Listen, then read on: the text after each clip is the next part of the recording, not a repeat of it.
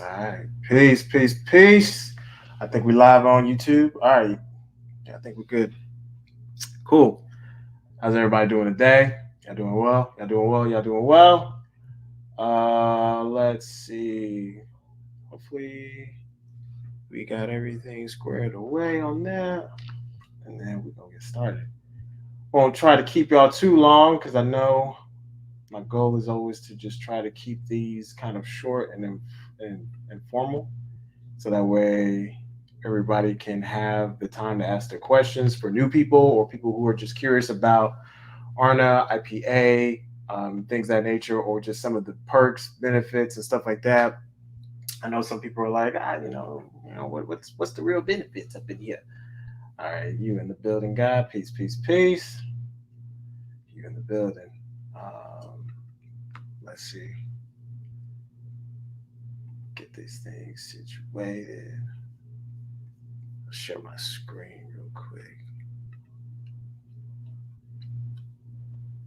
Next class, I'm gonna get y'all. We're gonna go over some economic stuff. It's gonna be really, really, really, really, really dope. I think it is. Is it? Do I want to do it? Yeah, I think next week. Yeah, because it's gonna lead up into the regional swing in Arkansas. So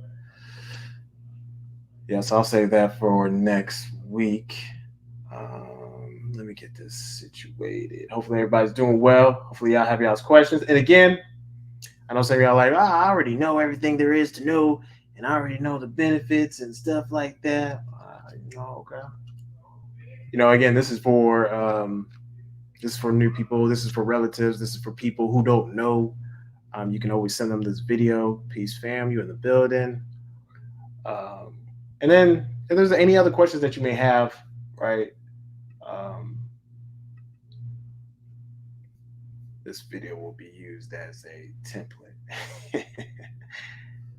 um, but we won't keep y'all too long. So let me see. Let's see. Let's see. I'm trying to see my screen. Bring that up. All right. We can go ahead and get started, y'all. Let me share my screen so y'all can see. Let's see. Share screen. And in the window. Let me see. Hopefully this will come out really good. If not, technology is trying me today. But we're going to figure it out. And we're going to be all right. All right. Oops. Share. Yo, you in the building. Peace, family. You up in the building. All right. Let me minimize this. Sometimes I'll be leaving notes. All right. Hopefully we'll make this one good and informal. Peace, family. Great to be live with y'all. Hey, you in the building? You in the building? Yes, ma'am.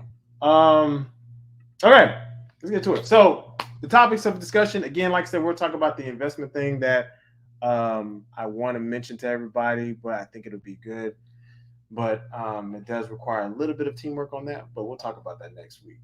So the benefits of ARNA, tribal government, and the IPA, Human Rights Institution. This is stuff that I think every person should know, right? Because why aren't so-called African Americans, blacks, how come they don't know that this exists? And maybe because we're not loud enough, but or maybe they just don't understand, right?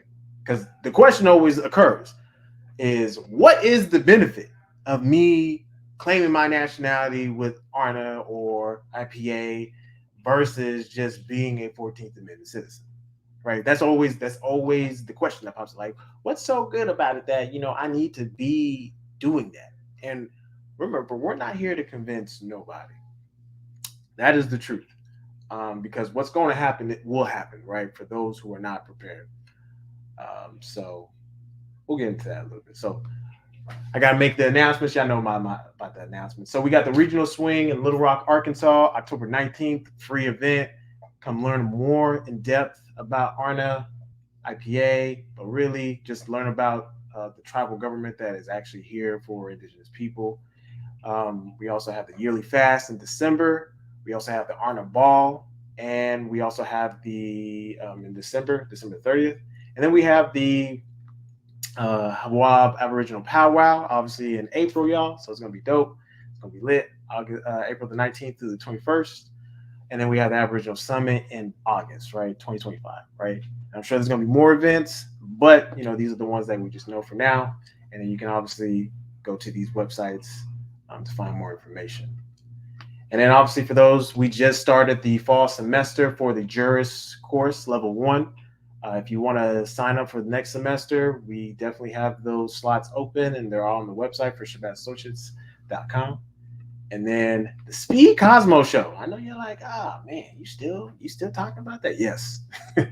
We can do it either on YouTube or we can do it in person. We probably will do both, but we just have to have more people who are willing to actually sign up to want to participate, right? And obviously this is the flyer for these things, right? More information. Okay. So why am I bringing this stuff? Why am I bringing this subject up? This is what happens when you let this type of stuff happen. This is on National Geographic. They're talking about the new Europeans.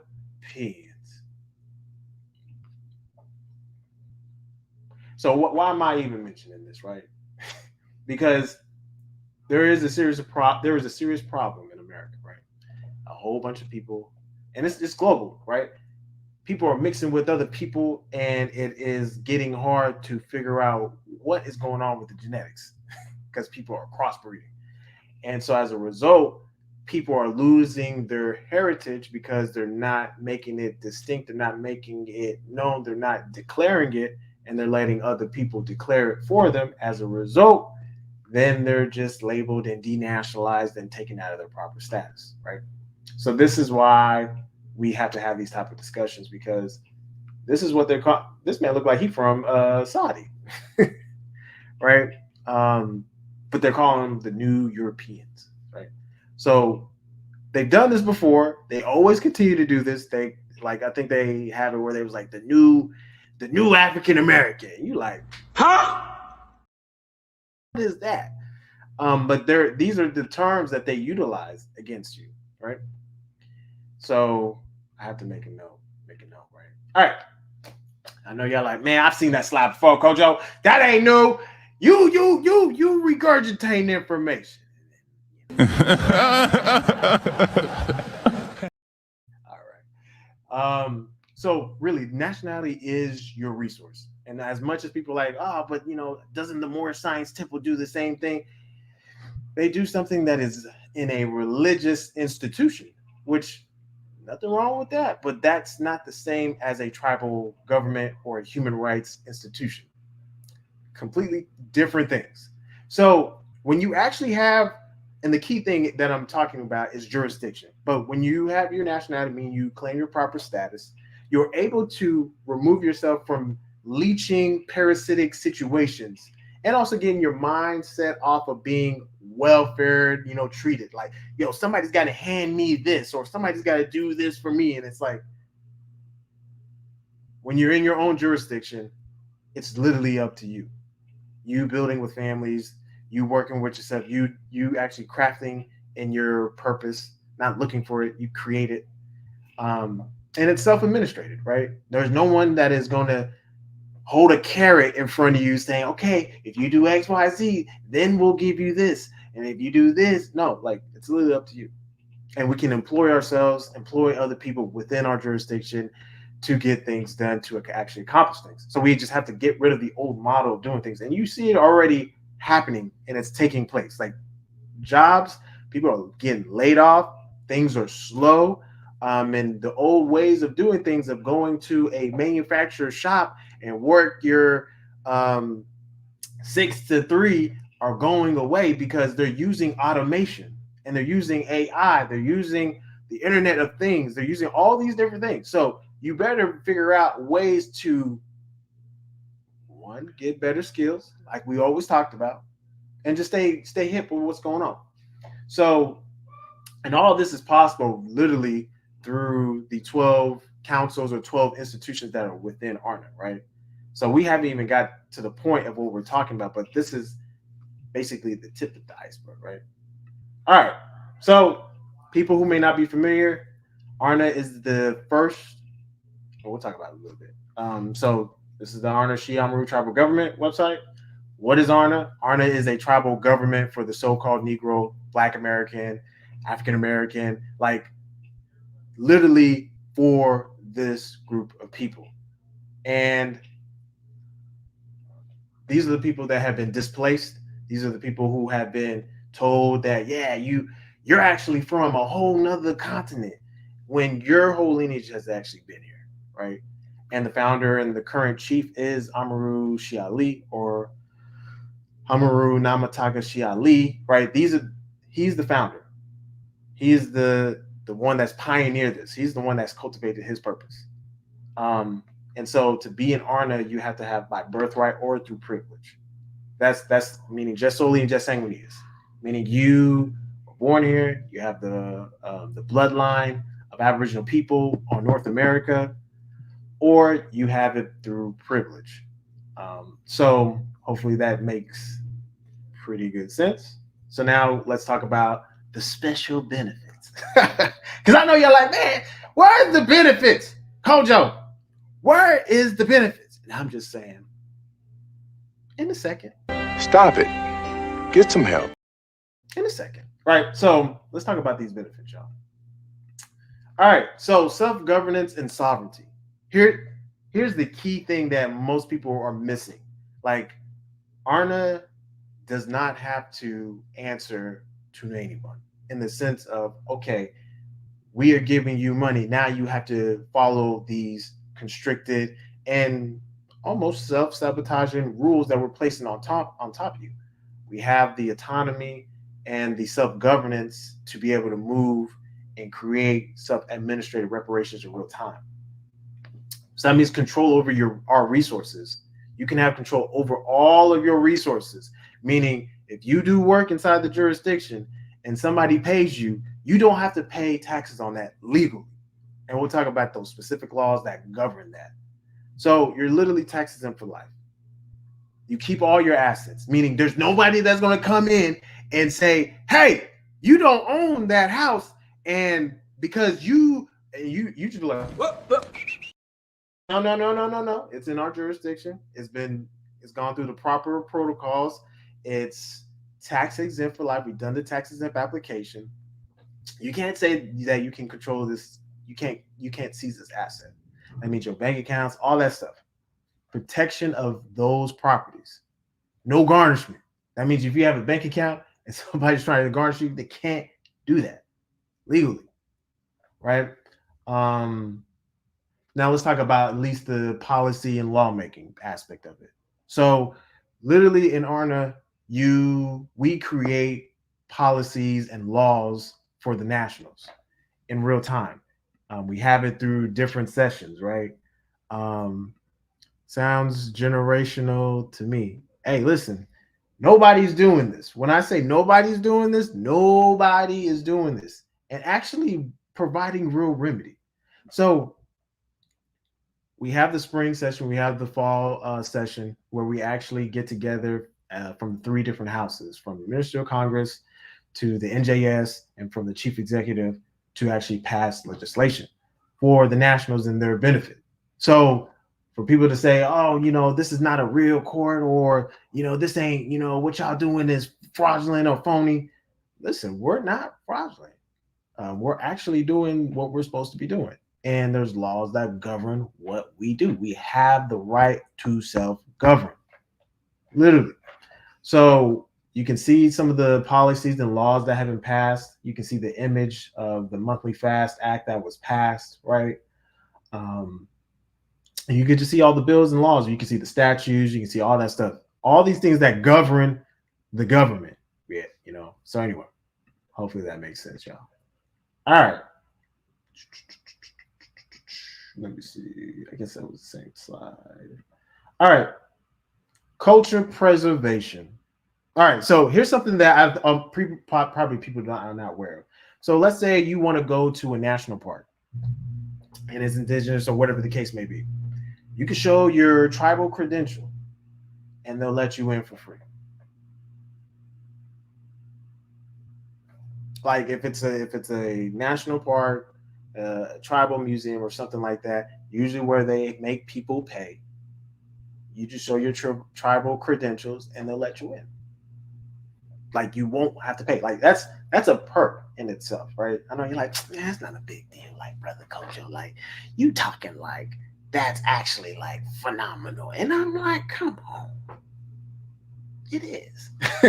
So okay, now let's talk about the preservation, right? Again, like we talked about at the very beginning, you have institutions, you have entities that are telling you who you are, and they're actually trying to destroy your heritage in real time by wiping out everything that is the truth, by telling you you've been imported from somewhere else and you've been brought here, so you're a visitor, so go back to where you come from, and they're telling you African, or they telling you you're not African enough, and it's just like you've been manipulated, misguided, and bamboozled. But what we're saying is that we have institutions, we have councils in place to bringing back and making America indigenous in real time. So this is not something that we're wishing upon. This is something that we're actually doing, right? And we'll talk about some of those details, right? So the culture preservation and the revitalization is key. That's a perk. That's a benefit. So when you realize that you actually are from here, that you're not from somewhere else, you get a sense of like, damn, this is my home. And then you'll really want to take care of it. And then you'll start getting more in depth into your history. You're like, oh, damn, like, yeah, this really does. And then you realize that, oh, there was a person in the quote unquote Native American tribe, like they describe it, that was not getting the benefit. And then you have to hold them accountable to like, yeah, I actually have a relative that was in the Choctaw tribe or whatever the case is, right? So now you're getting that perk there, and then you're also being part of a partner. It's just one of those things that is just like, when you know, right? All right, let's move on. Economic development. I know I said I was going to talk about the main economic development that I wanted to bring up to the group because that'll be next week. But in all simplistic terms, you can build your own economy. And we've talked about that in previous classes. You can do that in real time by doing what? Starting your own indigenous businesses, right? Where you're not having to pay taxes, you're not having to pay any type of whatever duty to Uncle Sam and not go to jail for it legally. You literally have the freedom to really take control of your economics, your home, your whole situation, and building an actual reservation. So when you're talking about reservation, you're talking about like the ones that I see in Oklahoma or California they be having. Yeah, you can build an actual reservation that is actually having tribal protection. So if a situation pops off and it was on your land that was underneath your trust, that was underneath your within our jurisdiction, ARNA, whoever's trying to come on and trespass, you have to say, hey, are you permitted to trespass in my reservation? You trespassing. Like, I didn't give you permission to come. You need to leave. This is tribal territory. That's how you have to see it, because that is really the reality. And, for those who are like, Kojo, I ain't got no land and I don't want no land, Kojo. I'll look at you. Oh, you don't? Okay. You may want to consider that. But that's part of the economic development. And then once you actually, again, you're working within your field. So let's say you go to Aboriginal University, and then you get a skill in entrepreneurship within the different councils, and then you start working and you start building in your craft, whether it be genealogy, tribal birth worker, economic specialist, meaning you're able to get the money, right? So another thing that should be aware of, should be afforded to you, that you may be aware of, is that there's different advocacy groups that promote indigenous people to get certain grants, certain loans, credit cards, and stuff like that you can get access to. It just depends on some of them that may say, yeah, we need federal recognition or whatever the case is. And if that's the case, that's all right. Look for the non-federally recognized because there's a certain criteria that they're looking for, basically under the BIA, which we are doing something that's going to address that with another entity that's underneath the tribal government, right? So that's important to realize, right? That's important to know. All right. The health and social aspect of it. You're like, So we actually are the only institution, again, only government that has put together a healthcare program. And, with the through the pioneer of NATO Labs and AMA, the Aboriginal Medical Association, they were able to put something like that together where ARNA members can actually benefit and get in their health afforded to them at a reasonable cost. Did you say I'll start with go? Hey, it's true, man. People be looking at me like that, and I'm like, So that's the thing, right? So if you participate in that, you will see the perks and benefits of how it's actually been working for you in your favor, right? And on top of that, you get a special discount code, for products moving forward and courses and stuff like that. So there's just so many perks, so many benefits if you just did the healthcare program, right? And then we have Minister Washak, who's allowing people to learn drums, and I think that's going to be as a precursor to the course, and that's a little bit more social, arts and entertainment type of field. So there's some things being put together in the entertainment space. Hold on. Somebody asked a question. What is it? It says, been following ARNA more recently, which also stands as not being African. Yeah, I mean, and that's what that's the main thing that we talk about within ARNA, that people seem to think that everybody is from Africa, or people outside of ARNA thinking that everybody is from Africa, and that's not true. That's not even close. There's people who are actually from here and ain't been nowhere else. Their lineage is only here, but they're trying to force a narrative. So let me kind of get back, and then I'll kind of I see you though, bro, Jonathan, you in the building. So we have the Institution of Health. Again, that's a council within ARNA that's putting together and working with. Please say this. I'm like, you're chill. You good. So we have the Council of Health and we have the Council of Entertainment that are working together to put things on for people, such as, like I told you, Washak is putting together the drum class. And then we have NATO Labs and AMA working together to put together the healthcare program, right? So these are some of the perks and benefits that come with it. And it's really up to the person. Okay.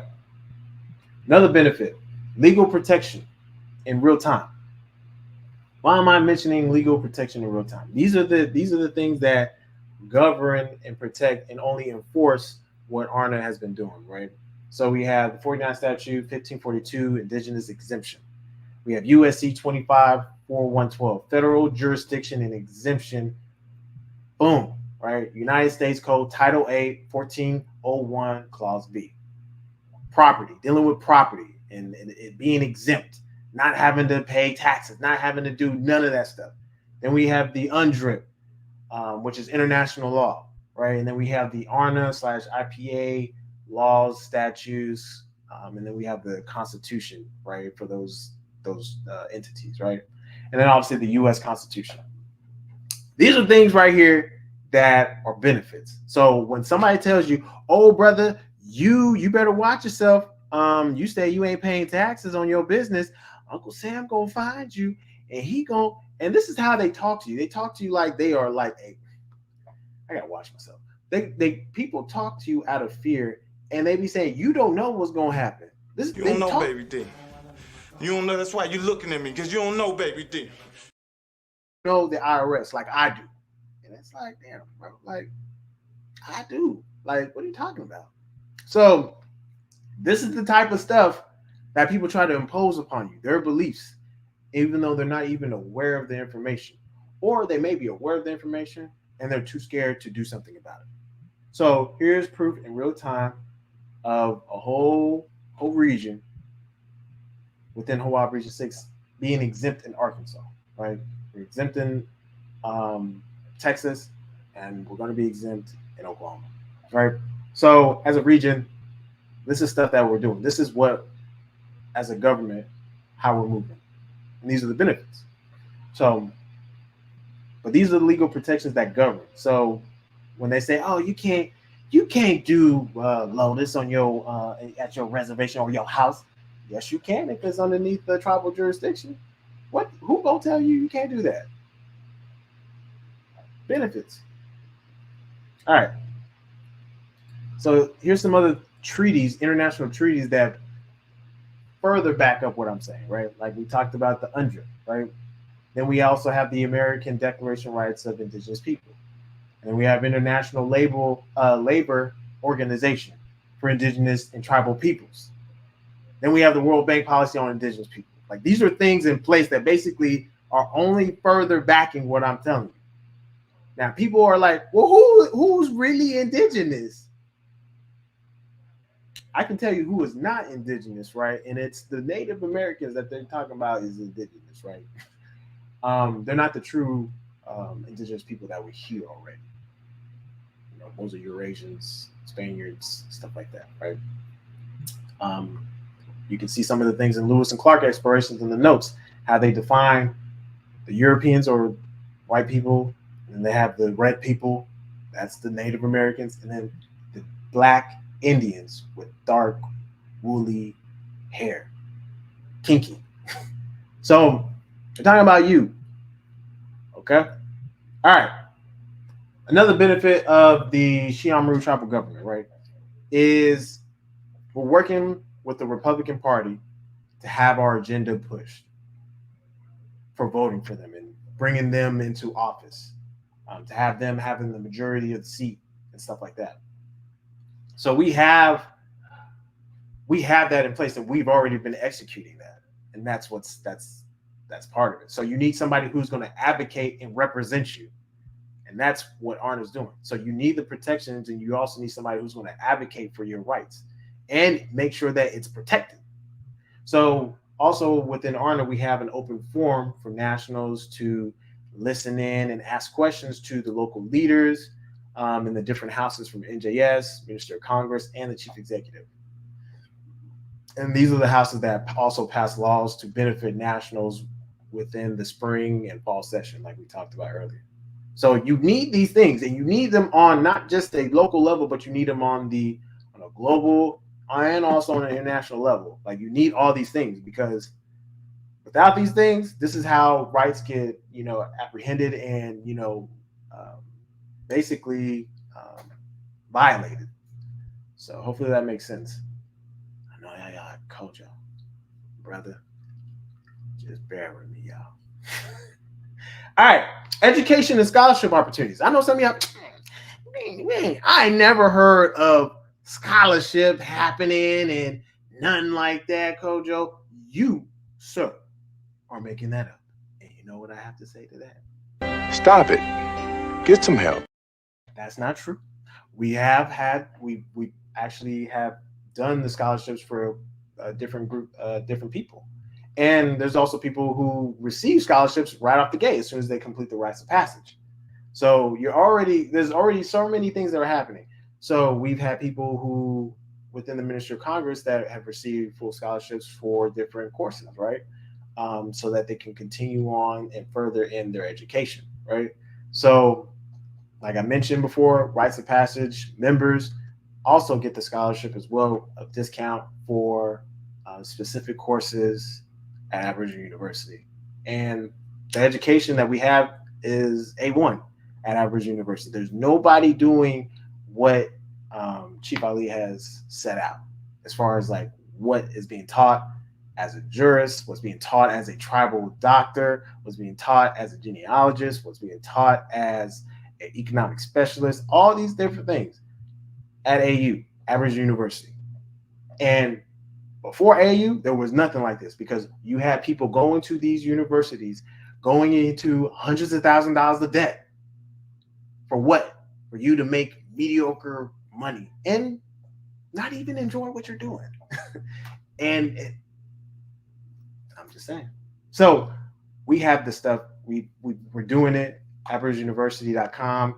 That's benefit to the tribal members, right?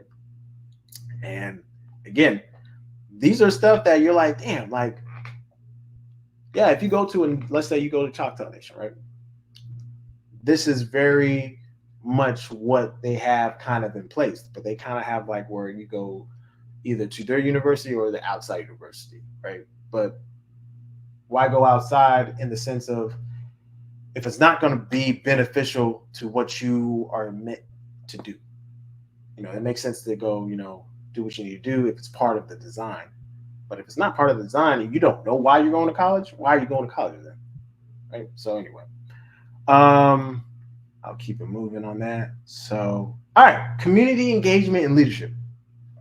You can set up local jurisdictions as families and replicate the model of how the 12 councils run within ARNA. You just do it on a local level. Boom. You have the model, you have the blueprint. So there's no excuse of why you can't get it done. I know why people can't get it done. You know why? Let me play it for y'all because, you know, it's been a while since y'all heard this. Here it is. And it could be no other excuse other than they think it's bogus or they're afraid to grow. All right? They're afraid to grow. Afraid to grow. Or y'all don't even think it's y'all don't even think it's real. Y'all like, man, what's the whole point of local jurisdiction? There's a big purpose. If something happens to somebody on a local level, you have local people who are specialized in the different councils that can address whatever issues is going on within the families. That's the point. So that you don't have to go outside. You can literally do it in-house.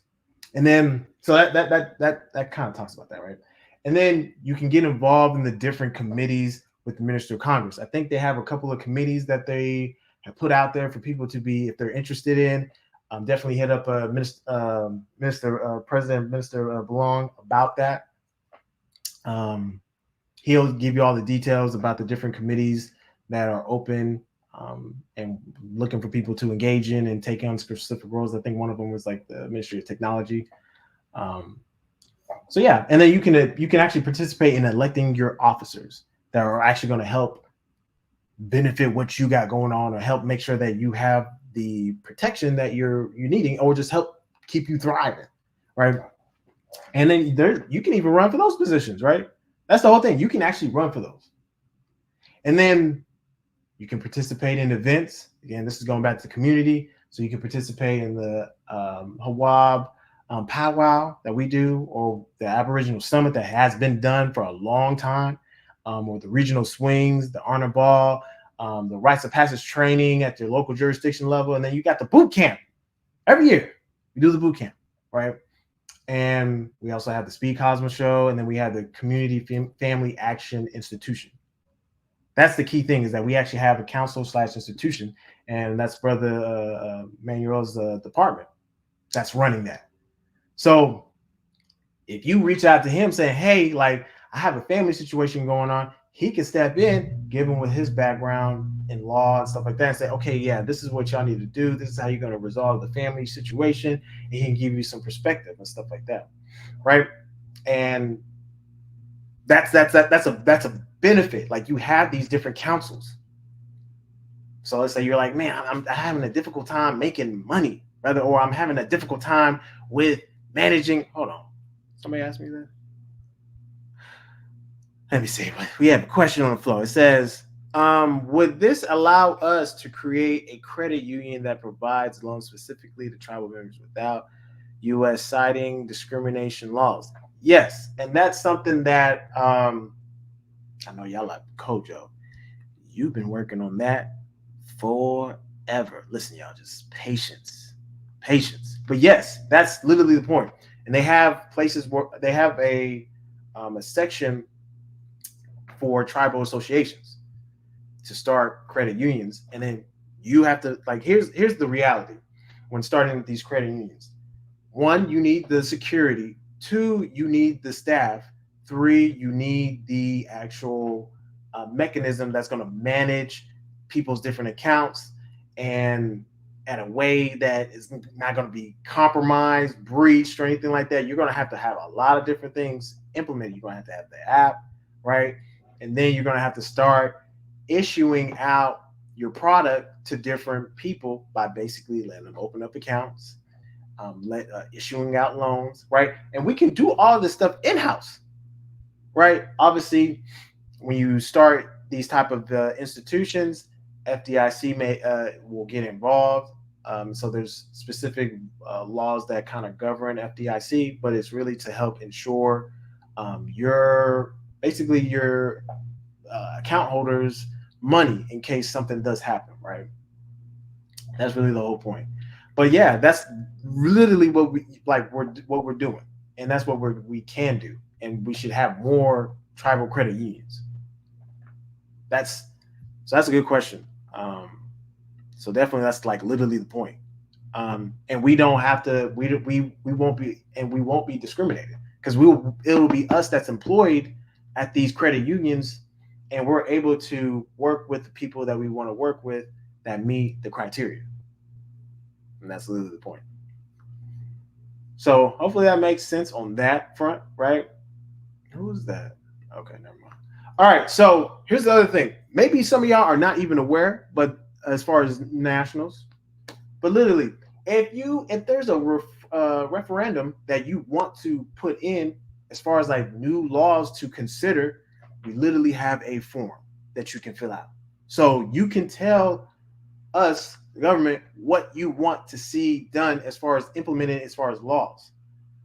All you gotta do is like, look, and you gotta be current on dues, right? And you can't be a member of any of these houses, right? This is literally strictly for nationals current on dues.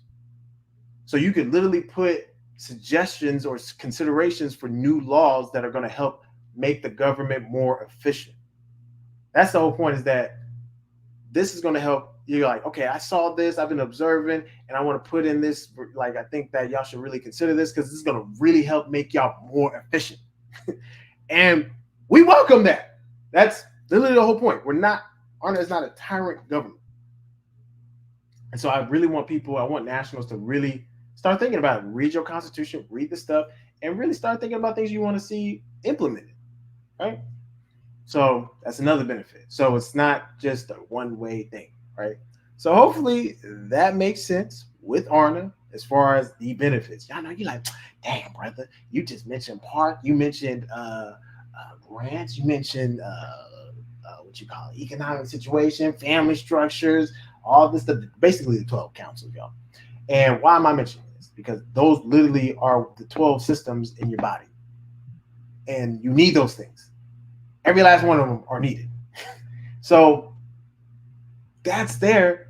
Now you just got to have the creativity, the drive, and the execution, right? You craft out what you want to craft out, and you'll see that those benefits will only benefit you. And people will see you glowing. People will see you shining. They're like, damn, like, what are you doing? And you're telling them like, yo, I'm part of a tribal government, and I know some people are like, tax exemption. And that's all they heard is tax exemption. But there's other things that go with it. It's just more than tax exemption, right? Family, right? Protection, being in your proper status. I know maybe some of y'all don't care, but like, you can go to these national parks and you get in for free instead of paying. You show them your ID. You literally can do that.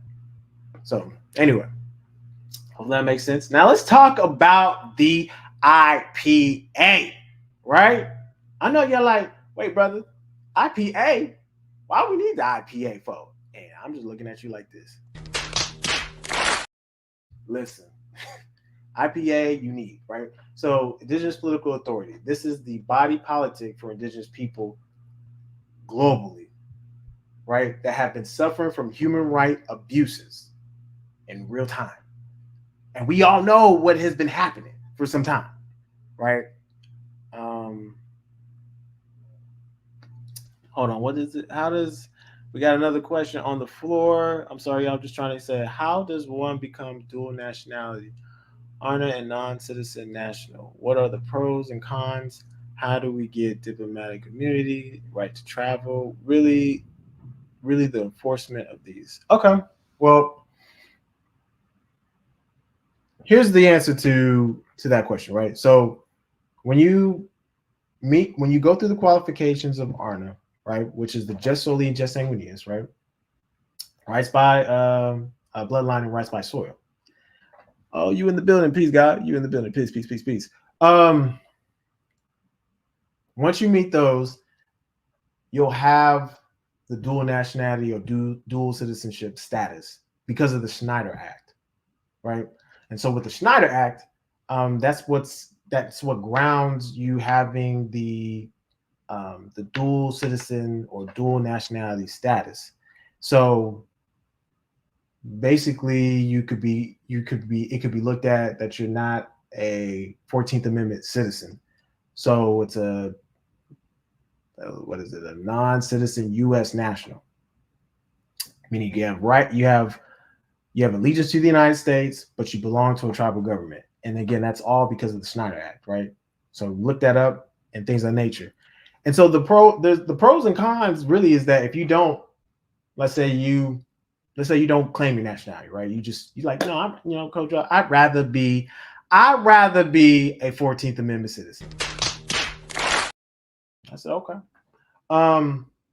So you like being told what privileges you have access to, meaning you have selective incorporation of your Bill of Rights, so they can pick and choose when they want to invoke it. You're okay with that, and you're also okay with accepting the debt and not being able to question it and being responsible for the United States' debt.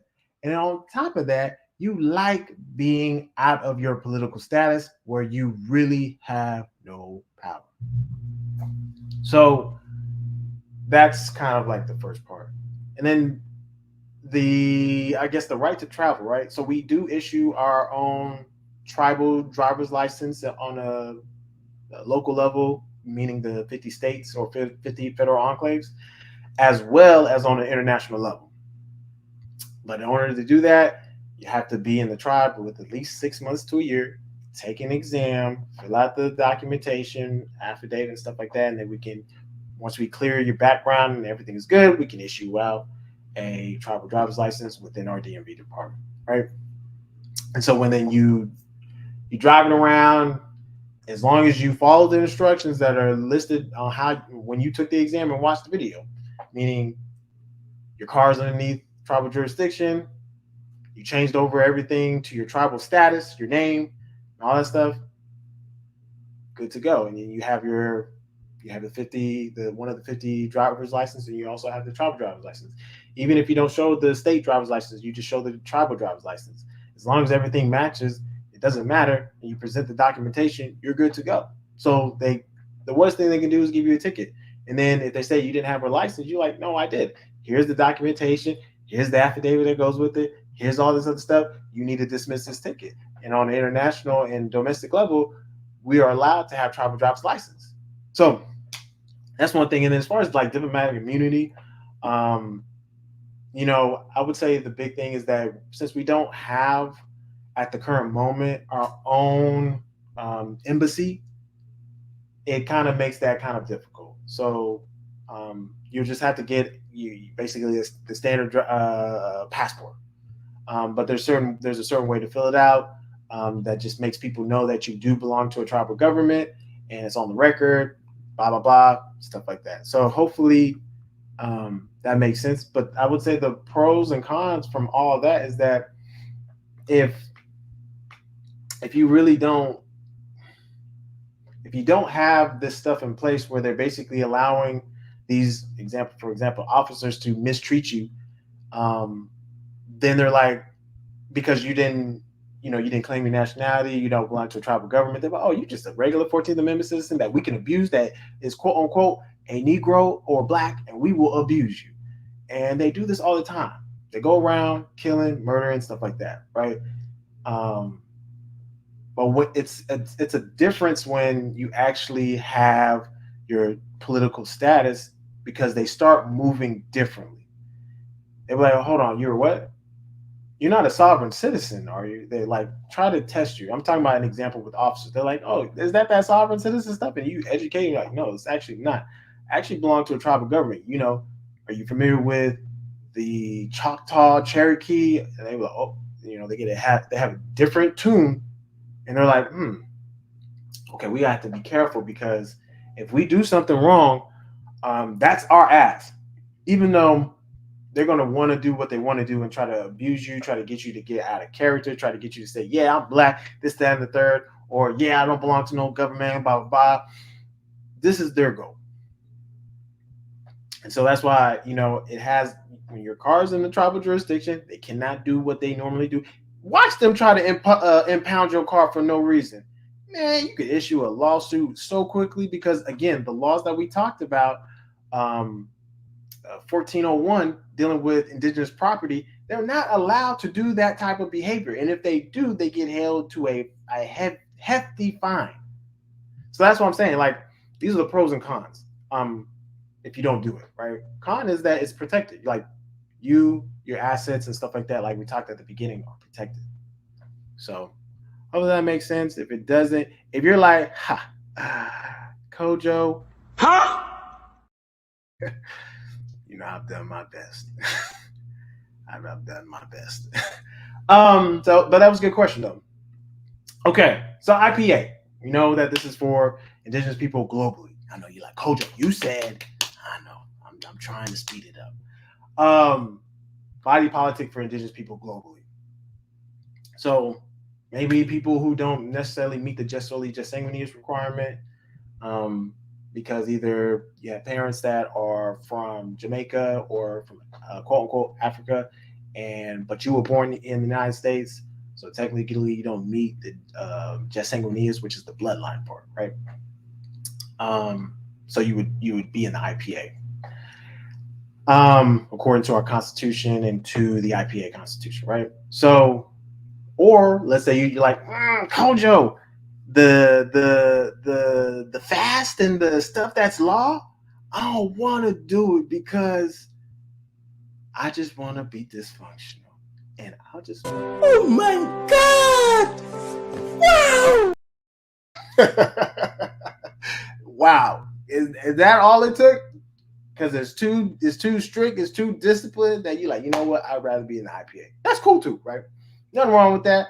For those who meet the just solely and just sanguineous, and let's say you want to start in the IPA, that's cool too. You can always go into ARNA because you meet the qualifications. And I did forget to mention this part, is that people who are in ARNA automatically are in the IPA. So you have both the institution, the human rights institution, as well as being part of the tribal government. So you already have access to these things if you meet the ARNA qualifications, right? But for those in the IPA, unfortunately, it's a little different. So you're only in the IPA, right? But for those who do meet the ARNA just solely just sanguineous, you can always go back. You can always participate in ARNA whenever you're ready, and you follow the laws, the Constitution, and stuff like that whenever you're ready. We have some people that have obviously done that. So hopefully that will answer that somebody's question that may be thinking that, or for future reference and stuff like that. So let's talk about the special benefits, because you're like, ooh, brother, is there any really perk? Because it's not ARNA, you know what I mean? And, let's talk about the benefits, y'all. So, same thing. As far as protection and cultural land rights, IPA, ARNA is working with the Republican Party to have specific agendas pushed for indigenous people. You can go to parks. You can go to parks for free, national parks for free, obviously. And then there's also the legal protections in place. Again, with the IPA Constitution, laws and statutes, the UNDRIP, United States Constitution, and then treaty enforcement. If there's any violations that have happened to you, and particularly, which we've done before, where we ask people to participate in the IPPP, which is the Indigenous Political People's Party, to sign up and let us know what violations have occurred to you. And we've also gathered up all the cases of major quote unquote Black people, Indigenous people, Aboriginal people who have been violated. So we've already gathered all that information. So, and there, I don't want to speak on that because that's a little bit something that I don't want to throw off any strategies that we have going on. But just know that that's literally a human rights institution that's advocating for indigenous people's rights. So, and we'll talk a little bit about that. So, IPA is fighting discrimination. I know some of y'all who were like, let me give you an example. Let's say you were fired because you didn't do you know what. We could help assist you with that, right? And get you the remedy that you need, because given you may not be in ARNA, you may not even be in the IPA, but you are part, if you sign the membership form for the IPPP, that's another window into where we can actually provide some assistance. So we're fighting against these things because these things happen on a constant basis, especially when you were interfacing and working with these different institutions. Example is the bank. I don't know how many banks have discriminated against quote unquote black people or indigenous people because of their national origins. They're like, you a Negro? You trying to get some money? Nah, we're not allowing that. And that's literally discrimination. They're not supposed to be doing that. And they do that all the time. Try to get a house. You see how they're handing out houses in California basically to immigrants. They ain't got no papers. They're like, yo, just come vote. Come vote. We'll give you house and money. Hold on. How are y'all doing that? I don't want to say it because I don't want to get in trouble. So we have skilled tribal jurists in the IPA that can also assist and provide protections to people who have been violated. So that's the thing. And then just basically equal access to resources. So let's say you have a indigenous business because you get in the IPA and you get an indigenous business. Well, you can get access to funding. You can get access to business credit, grants, loans. When they see indigenous or a tribal entity, they look differently. They're like, oh, unless they're trying to discriminate. So like when you're trying to open up a bank account, a business bank account, they're like, oh yeah, is it what? Tribal what? I don't know if we can do that. Let me go ahead and ask my manager, knowing good damn well that they can. Watch them try to discriminate. They know their ass is in trouble. So that's why we always tell you to look over your documentation, make sure you understand, you know what you're talking about, make sure the jurist has fully briefed you in the sense of giving you instructions of what you need to do. Right? So again, that's a benefit of the IPA, the human rights. You have somebody who's going to advocate for you if something does happen to you, whether it be discrimination and stuff like that, or just addressing legal violations. And then just having access to resources, right? Building up alliances. You can build up strategic partnerships without compromising your indigenous status. And it can be on a local level or a global scale. So you can have partners in Jamaica, Africa, quote unquote, Australia, all over the world. I think I was told that there was there's a soul food restaurant in Japan. I said, soul food restaurant in Japan? You could build an alliance with that family, right? It just doesn't matter. It's literally on a global scale. And you can do that. So that's a perk. And you won't be compromised. That's the important thing that I need people to understand, is that you're in a different jurisdiction. So unless you sign some type of contract that compromises you, you're not going to be compromised. You have to pay attention to the laws and stuff like that govern it, but we already talked about those things that cover or govern, right? So hopefully that makes sense with the IPA, ARNA, perks, but what is it that we're really addressing? We're addressing the international local genocide. That's really the issue. And this has been happening for eons, right? Where indigenous people have been mistreated. They've been swept underneath the rug. They've been a deliberate target for genocide. I mean, all these different experiments, the Tuskegee experiment, indigenous people were specific targets. They have you in mind. And that's not right. And that's the whole point of these different bodies, like the tribal government, and the human rights institution is to address this. So this is literally the answer to the genocide. Proper nationality,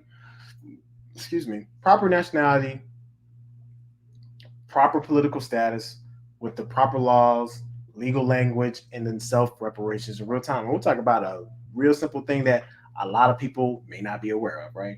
And then just the institutions in place. Like when you have people who are creative in their divine purpose and they're building out these institutions that are benefiting a specific group of people, this is no different from what the Jews, strike if you may strike, have done.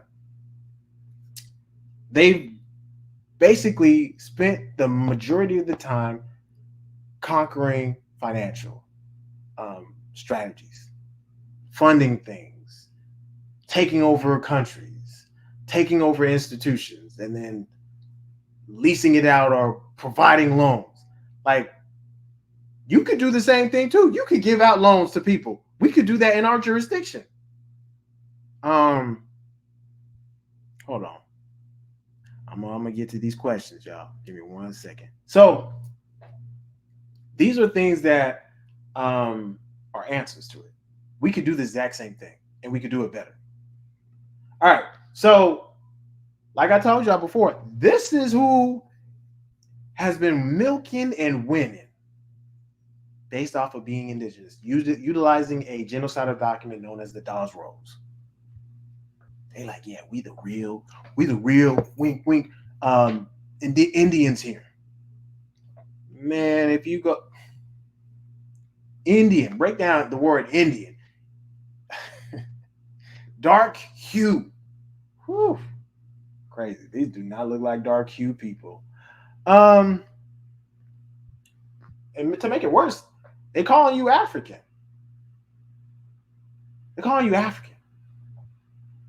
Even Africans are not African, right? They belong to specific tribes with specific names. So even the word African was used by Romans for their local for the jurisdictions that they own. African Nova, African Vetus, these are names. And then the name comes from a white Roman goddess named Africa or Dia Africa. Like, make that make sense. So yeah, these people, the continent of Africa does not even call themselves Africans. That's another group of people calling indigenous people a specific name out of their tribe. That's the issue, like we talked about. The new Europeans. That's really what they're doing. But they're calling Aboriginal people of North America Africans, and that is incorrect. All right. Same thing before, right? We talked about this before. So I just wanted to just kind of share the stuff that like kind of bring it all together, right? So lastly, just to kind of like make it make sense of the benefits. And I'll summarize a lot of this stuff too. But the problem is we've allowed a small group of people to tell the world who we are and rewrite history. Literally right underneath our eyes. They've rewritten history. Some things have been wiped off the face of the planet because a small group of people are pulling the strings. So self-identity is key. Jurisdiction is key. Literally, UNDRIP, the Universal Declaration of Human Rights. Everyone has the right to a nationality, and no one shall be arbitrarily deprived of his or her nationality, nor denied the right to change his nationality or her nationality. Self-identity is the power. And if you cannot self-identify, then you're a slave. 14th Amendment says basically. So look, Article 1, Article 16, every indigenous individual has the right to a nationality. Indigenous people and individuals have the right to belong to an indigenous community or nation in accordance with the traditions and customs of the community or nation concerned. No discrimination. So they cannot tell you you cannot be part of the human rights institution or the tribal government of that nation. They cannot tell you. But they do that already because they do it with the Dawes Rolls. They're like, you're not indigenous. Yeah, you may say that, yeah, your grandma told you was Cherokee, but we don't see. Can you tell us the roll number? Even though they know the roll number. That's their way of filtering and discriminating against you. But what we're saying is that ARNA has that remedy in real time. So does the IPA, right? So you can claim your nationality while being part of a, let's say you wanted to get your resources from the Cherokee because you have proof that you know the roll number and everything. You got the birth certificate and everything. Go get those resources. Why wouldn't you? So anyway, hopefully that makes sense. All right. Here's the other thing that most people aren't aware of. You can get this book. I'm not the only one. I'm just one of the authors, right? The Indigenous Reparations, Reclamation, Restitution, the practical guide for the so-called Black American. Literally,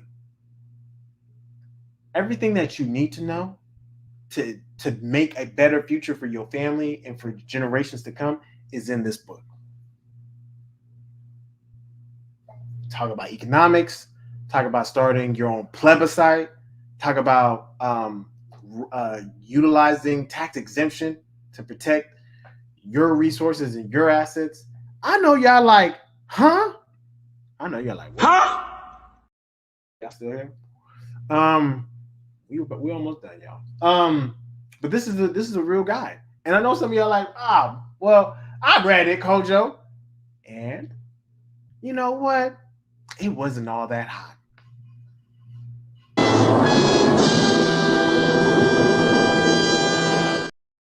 We must not be reading the same thing because most of y'all's questions is in that book. Now, the question is, are y'all able to interpret and actually execute on it? That's a different story. Listen, I've been trained as a jurist, as a tribal lawyer, right? That's a different story. So if you need help, that's a different story. But the remedy is in this book. So we provided the remedy. So there shouldn't be any doubt of that this works. We're doing it in real time. We're just showing you the proofs of the labor that we're doing. So hopefully that makes sense, y'all. Right? And again, like I said, it's the Shiamaru tribal government is the only one that's doing this. Your Black leaders, your red, black, green groups, your Pan Africans are not doing this. They don't have a remedy. They do not have a solution to the issues that you're going through. I'm just telling you. Who's told you about that you can actually put your property under in a tribal jurisdiction and it be tax exempt? Nobody.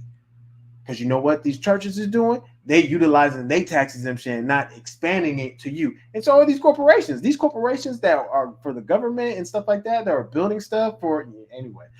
They are also utilizing their tax exemption. But they're not sharing it with their employees. How odd. Just saying. So we're the only institution, we're the only government doing that that's actually for Black Americans. So what is the meaning of nationality? Simplicity. Being part of a nation. A nation has its people and has land. You need land. Flag, constitution, and institutions. Critical. And reparations is not an opinion. It's a political remedy, y'all. So, summary of the benefits. Again, taxes and businesses. Save more money for your family. You have different education that you can do to get the different skills to start being an entrepreneur. You have the vaccine contraindications. Like that was a big thing 4 years ago. And it's still a problem. Some people did not know that there was a remedy to not have to take the vaccine.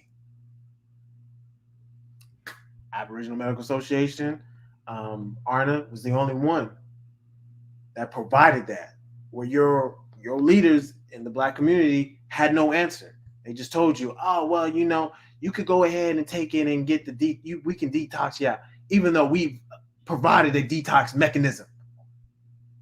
So it's like, not only did you not have to take it, but we also have, if you did take it and you were apprehended to take it, we had a detox. It actually worked. We also talk about the science of mating, the benefits of science of mating. Like you need to be with somebody that is on the same page as you. And if they're not on the same page with you. Y'all need to have an honest conversation about how we're going to move forward. You like, honest conversation, but you don't You don't know, baby D. You don't know. That's why you looking at me, because you don't know, baby D. I'm looking at y'all whenever y'all talk to me like that. I'd be like, I mean, did y'all have an honest conversation? Like, can you be honest to say, listen, this is what I need. This is what I need you to do. And other side, can you be honest enough to say, either I'm going to do it or I don't want to do it or I will do it and you'll get it done.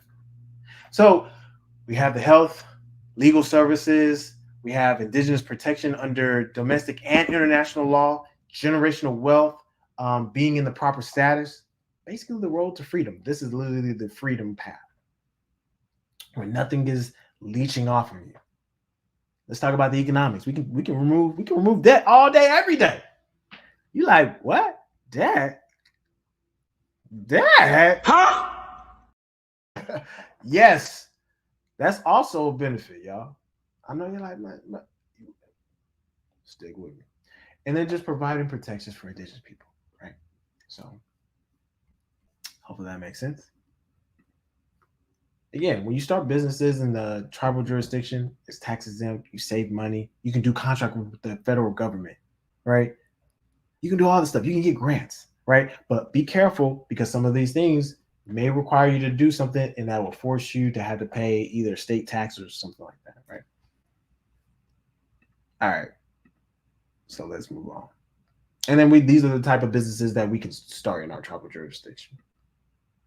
So here are just some examples of tax exemption in real time, literally.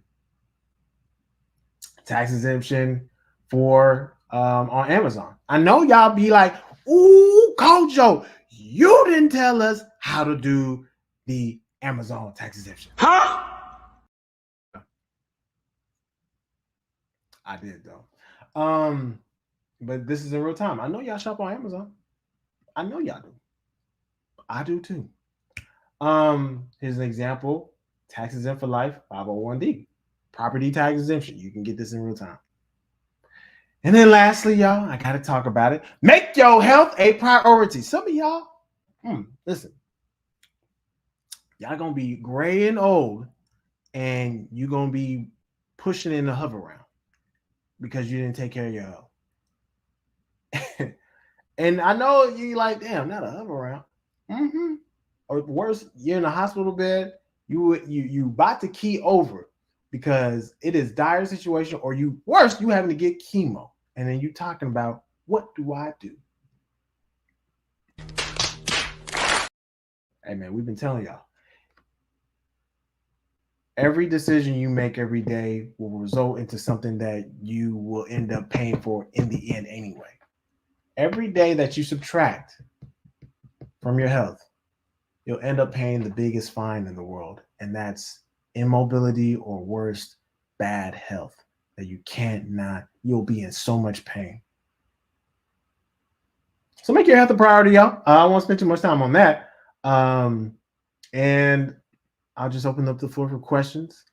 So let me take that off the screen. I saw one question that I just want to make sure I answered. I saw that. He said, thanks. Does ARNA have instructions on how to gain control over strong man filing use? Okay. So one, you'll never own that. That's important. So ways to address that, right? Let's say that you started a family. Let's try to give your family and offspring a chance. You don't have to do the birth certificate. You don't have to go to these hospitals. You can utilize a tribal birth worker or a midwife or a doula to help give you the home birth that you need, that you require. I mean, think about it. Why would you let another man look at your woman's vagina? And that's the truth. That is so crazy. But there's a remedy for that, right? So moving past that, you don't have to do all that, and they can still get the benefits of having access to the system, getting a social security number, getting a tribal business already started for them, or you're building it up for them, and so that's one aspect of it, right? So, and then they can still get a passport, they can get a driver's license, they can still do all this stuff without the birth certificate. Now, the worst part about that is that we don't have to. Who is that? We don't actually have to do the UCC one. We used to do that in the past, but it's not required. Not at all. Because again, how we structure the trust, how we structure things, it'll take care of most of the issues that people are trying to address. And like I said, you can never control the straw man. That's a little bit more of the sovereign citizen type stuff that does not work. And I know people are like, oh, Kojo, you show is wrong, brother. I seen somebody take control and, got $1 million. How I'm looking whenever I hear that conversation. I just start tuning out. I'm like, Stop it. Get some help. I want to tell you, stop. So, and it's not just, I'm talking about just people in general who go down this rabbit hole. They're like, oh yeah, you got to get the injunction and blah, blah, blah. You'll be on the do not pull over list. And I'm like, brother, sister, you can be pulled over at any time. These are public roads that you are driving on. If it's not in your reservation, meaning in a tribal jurisdiction, and the roads that you build on, you made, you crafted, is in a territory that you put together, that's a public road, and people can tell you what they do in accordance to ordinance. So you can be pulled over for no reason. You can be pulled over just for being indigenous. Has that ever happened to any of y'all? I know that's happened to me. I wore a do-rag, roll down the window in my Honda, and next thing I know, I see a whoop. I'm like, why am I being pulled over? And then the officer was like, do you know why I pulled you over? I looked at him like, huh? What do you mean? What am I being pulled over for? He said, he looked in my window. He said, oh, I thought you had a crack in your windshield. Have a good day. And then he walked off. So you can be pulled over for anything. So you can't gain control is what I'm trying to say. You can't gain control of the straw man. You can't gain control of the birth certificate. Stop wasting your time doing any of that stuff.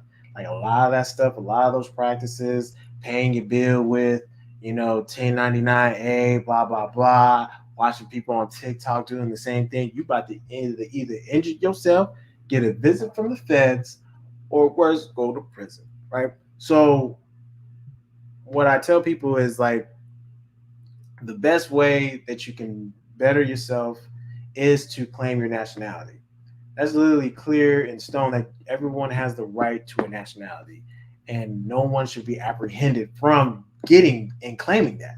And if they are apprehending you, then you have an issue, and that's when you have legal backing. Like, let's say, for example, and this has happened before. You go through the process of nationalization, and you're changing your name because they make you do that because the common law name change is not sufficient no more.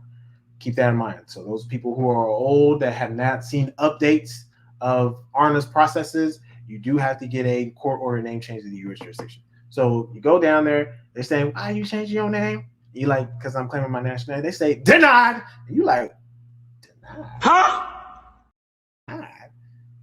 You should be thinking, ding, ding, ding. Are you sure you want to deny me? They were like, yeah, that you can't change your name because of that. I said one more time, are you sure? They said, yeah. Ding, ding, ding, lawsuit.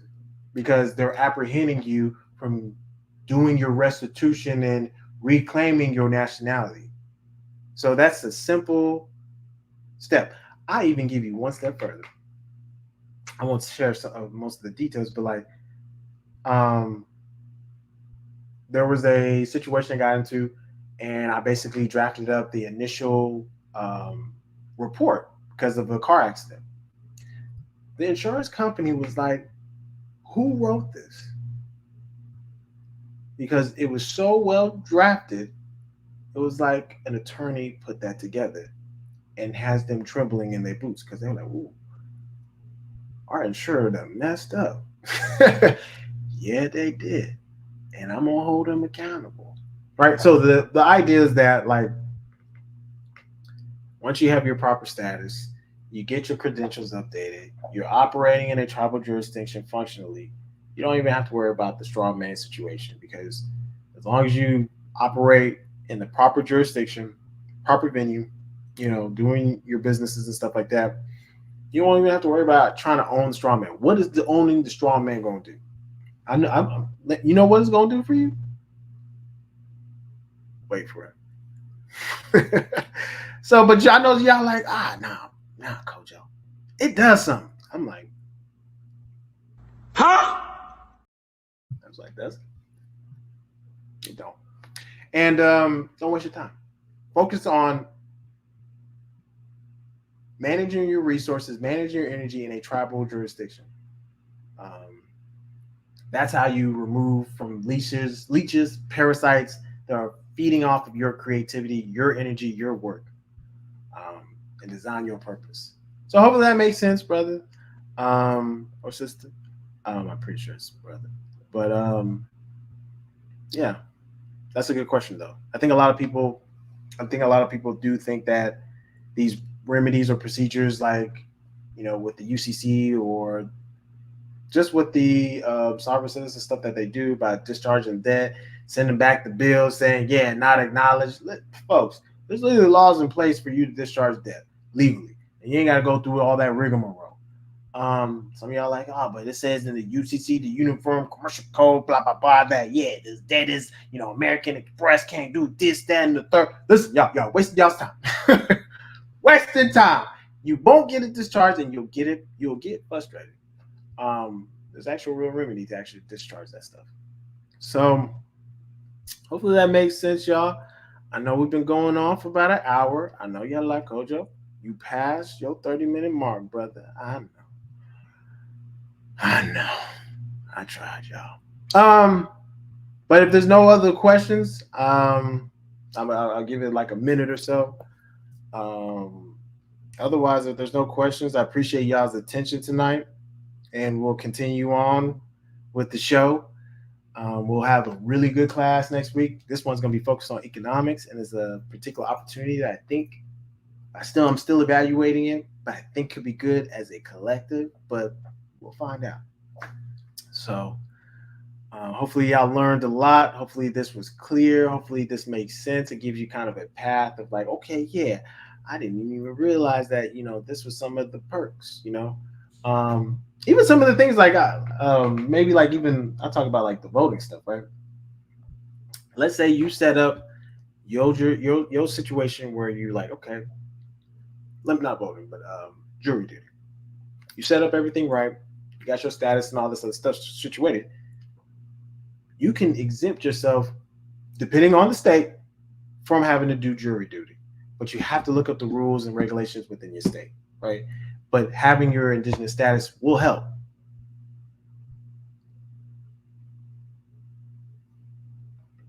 Hold on, you said not own the straw man, but notice that the living soul and core person is separated and putting a first position lien on it. I mean, what would be the point of putting a first position lien on it? Like, the best way to let them know that you're a living being or person is to actually make it clear that you have a nationality, right? You're telling them that, hey, listen, I belong to a tribal government. There's certain laws that are for. I'll give you an example of this. There was a trustee. He was trying to steal somebody's property, and that was his main goal through his bankruptcy. He's like, yeah, I'm about to steal your property. You ain't about to. He said, wait, what exemption is that? He said, man, that ain't legit. He said, that ain't real. He said, where did you find that? How did you know that even existed? You ain't supposed to know that. I told the person to tell what they said. Research. Google. But basically, you give them notice by telling the people or entities that you're interfacing with who you are, with your proper proper status. Declaring that you are separate from the straw man, the best way to like not get caught up in all that is really just to let you have to tell people who you are. Otherwise, they'll tell you who you are. And that's where the disconnect happens, is that people allow other groups of people to tell who they are, which is what I was saying at the beginning. And putting a lien on the first person is not going to do anything. It's not going to make you any more wealthier. It's not going to do nothing. Like, what I'm telling you is you're going down a rabbit hole that is not fulfilling. What is really going to get you real remedy is actually being in a tribal jurisdiction. There's only two types of governments.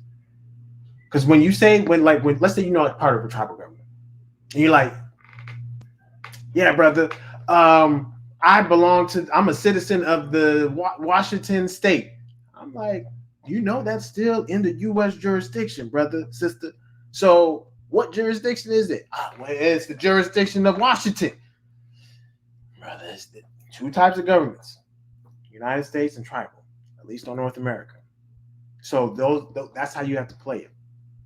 And if you're not within a tribal jurisdiction, you're in the other jurisdiction, and you're subject to them activating certain rules on and off.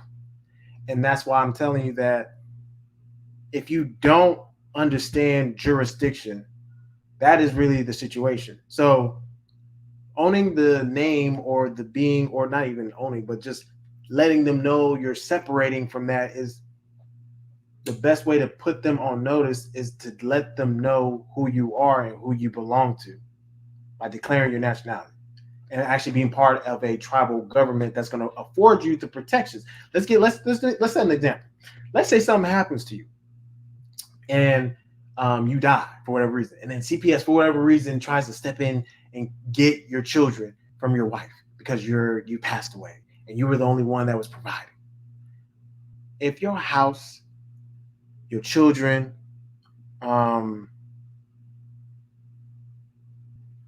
if your house, children, wife are underneath a tribal jurisdiction, they claim the nationality, CPS has no jurisdiction to step in. They cannot step in. How can they step in or come into your property that's tribal? They have no jurisdiction.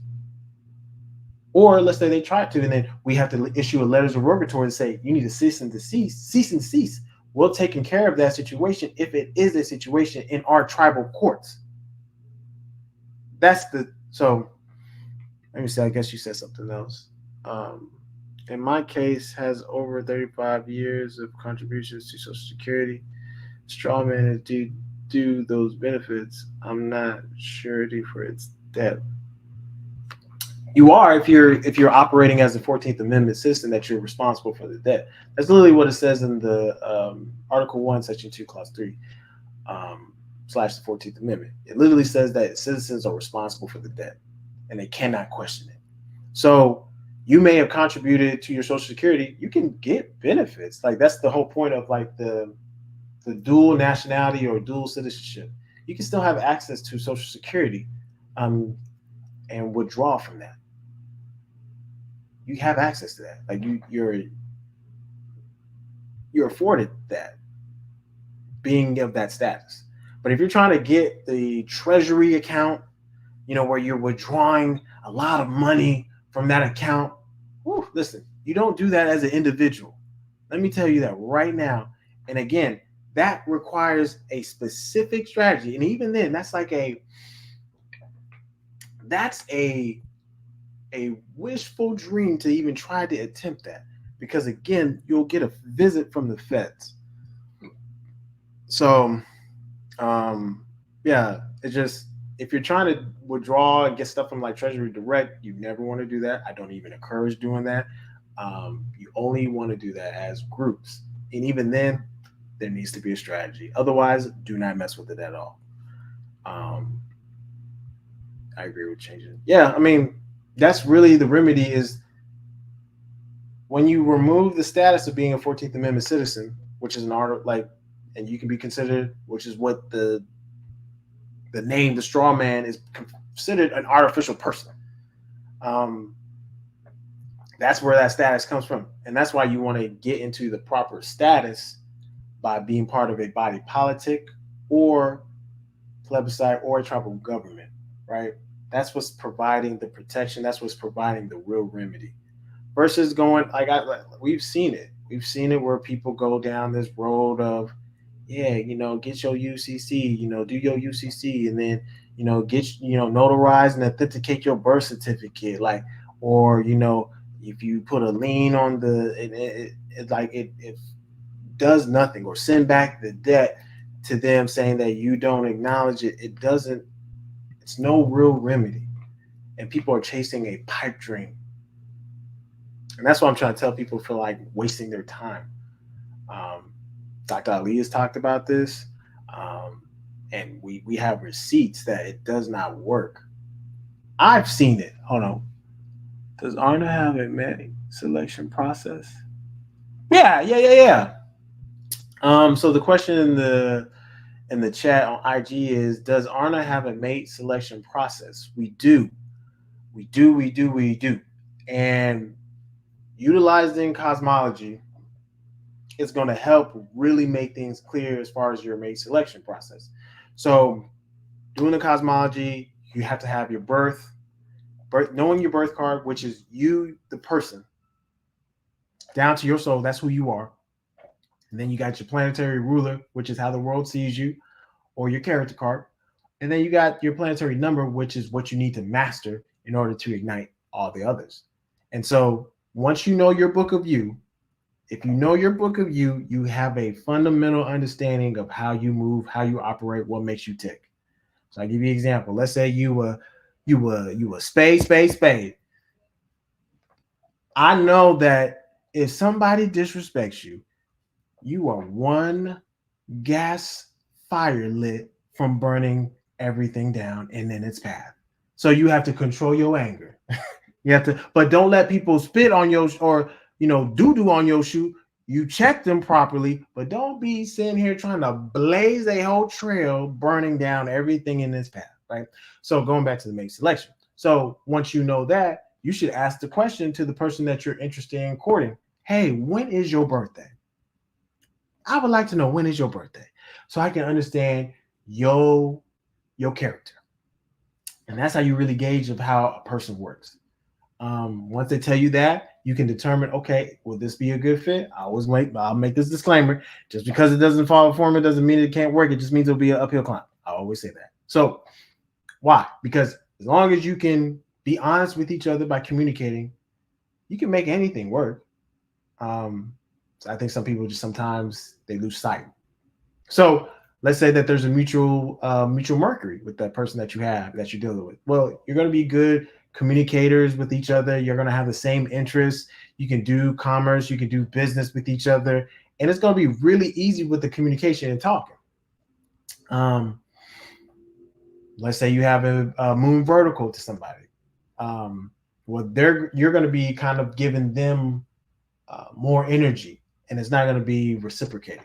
So we have a whole mate selection process that can be read and seen in the I didn't even pull it out in the cosmology book, but as well as the book that Dr. Ali has wrote, which is The Power of Sex, right?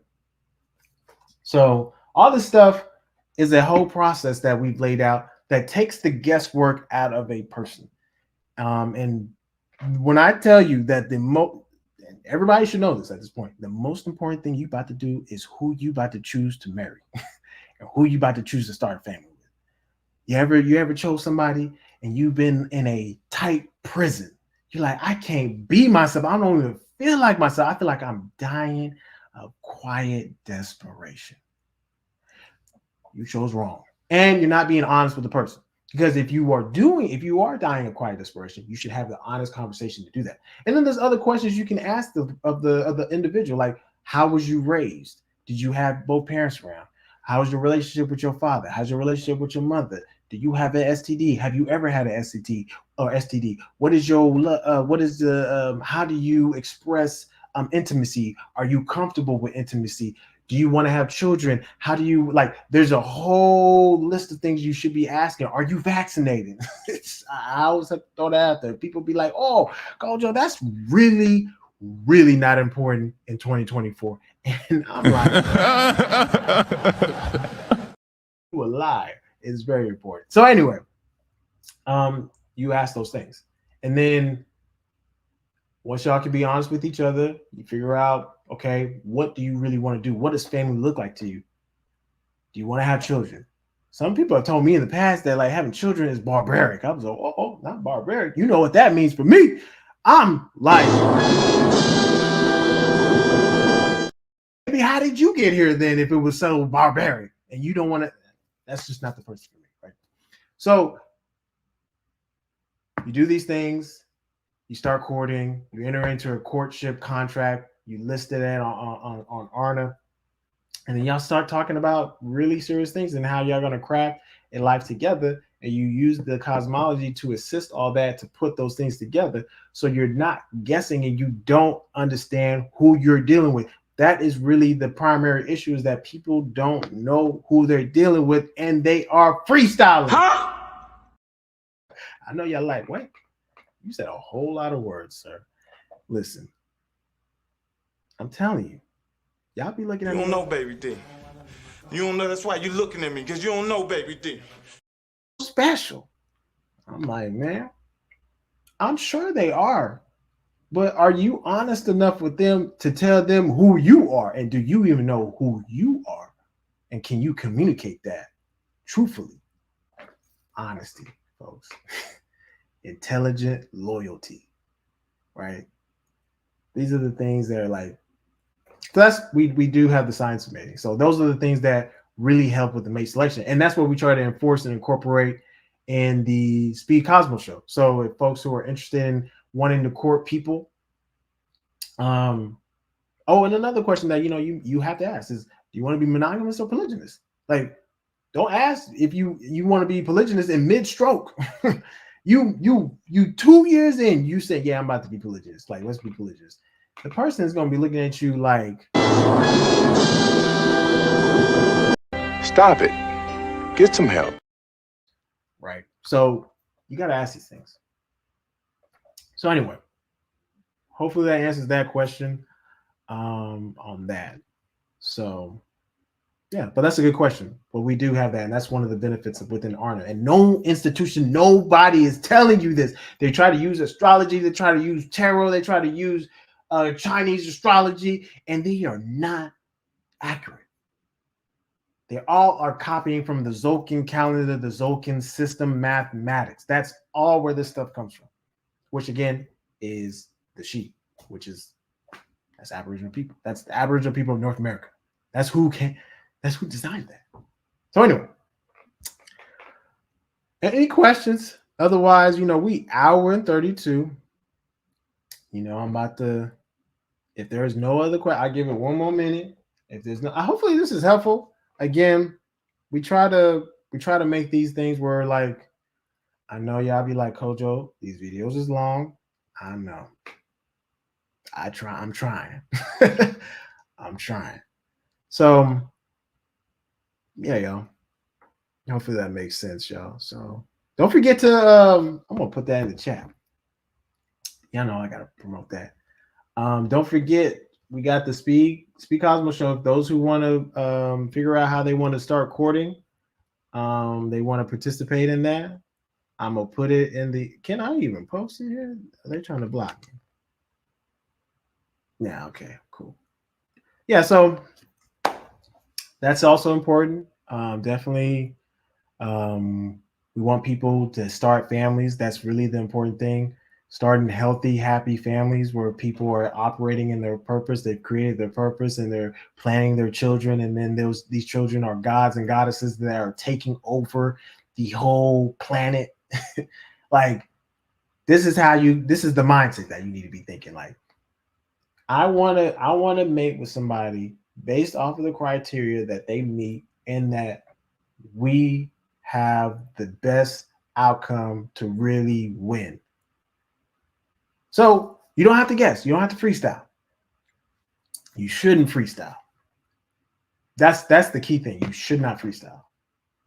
So anyway, I'm off my rocker a little bit as far as but I'm just so passionate. I may have to make a video or do a class on relationships, because I know you're like, but Kojo, You already did that, sir. And you don't know what you. You know, we like to have fun around here. All right. If there's no other questions, I don't see anything on IG. I don't see anything in the chat, but definitely appreciate y'all's attention to class today. If y'all have things y'all want to discuss, y'all want to see, definitely shoot us an email, hawabregion6@gmail.com. But we definitely appreciate y'all's time today for class. And hopefully y'all found this useful, helpful, and insightful. So we'll see y'all next week. And don't forget, we have the regional swing in Arkansas, y'all. Love y'all. Peace.